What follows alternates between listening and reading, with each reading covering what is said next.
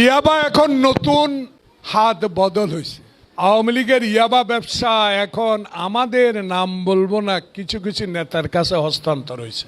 আচ্ছা ভাই, আপনি এই কথাটা কি মন থেকে বলেছেন? যদি মন থেকে বলে থাকেন, আপনাকে অসংখ্য অসংখ্য ধন্যবাদ আপনি সত্যি কথা বলার কারণে। কারণ আমরাও দেখছি, সাধারণ জনগণও দেখছে যে আপনাদের দলের লোকেরাই বাংলাদেশের আনাচে কানাচে বড় বড় ইয়াবা মাদকের চালান পাঠাচ্ছে। শেখ হাসিনা কথা তো বাদই দিলাম, সে নিজে সংসদের ভিতরে বসে, তার বাসভবনের ভিতরে বসে সে মদ খেত।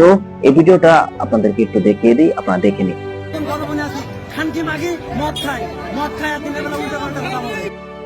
আমি এই সাইডে কিছু প্রমাণ দিয়ে দিলাম যে তারা যে বড় বড় চালান বাংলাদেশের আনাচে কানাচে পাঠাচ্ছে, যুব সমাজকে ধ্বংস করছে।